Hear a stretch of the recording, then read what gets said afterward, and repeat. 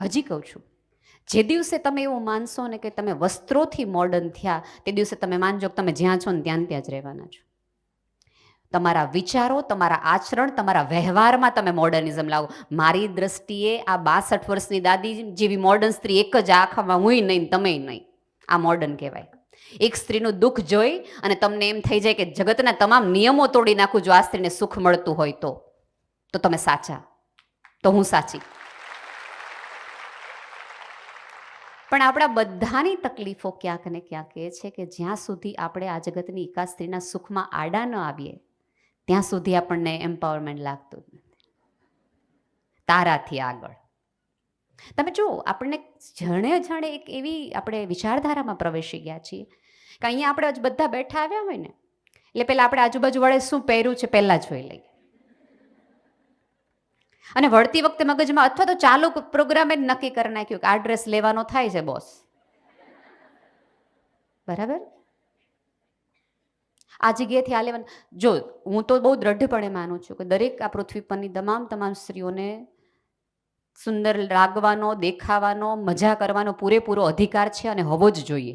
આ જગતની સુંદરતાનો આધાર જ સ્ત્રીની સુંદરતા છે, કે એનો પહેરવેશ છે. પણ જ્યાં સુધી તમને તમારી માટે નહીં પણ ઓલાએ લીધું છે એટલા માટે લેવાની ઈચ્છા થાય ને ત્યાં સુધી તમને કોઈ દિવસ જીવનમાં મજા નહીં આવે.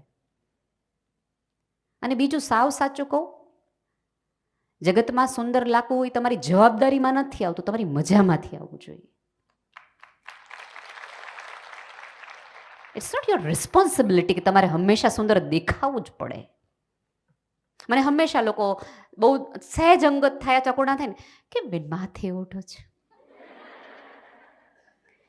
પહેલા તો હું બહુ જ ખુલીને જવાબ આપતી, પણ હવે હું એવા થોડાક એવા દેવા નથી સારી લાગતી. એ પછી એવું તો તમે કહી ન હોવો કોઈને મોઢે ના નથી સારા લાગતા. તેમ છતાં સવાલો હોય તોય હું એમને એમ કહું કે બેન ન મજા આવતી હોય તો ન જોઉં.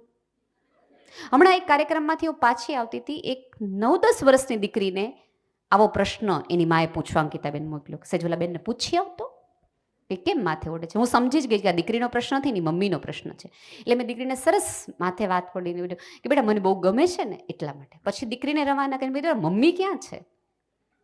એટલે મમ્મીને ગઈ, મેં કીધું બેન તમારી દીકરીને એવા પ્રશ્ન પૂછતા શીખવાડ્યો કે મેમ મારે તમારે જેવું બોલતા શીખવું હોય તો મારે શું વાંચવું જોઈએ? આટલા હજારોની વચ્ચે સ્થિરતાથી ઊભા રહેવા માટે મેમ એવું શું કરાય?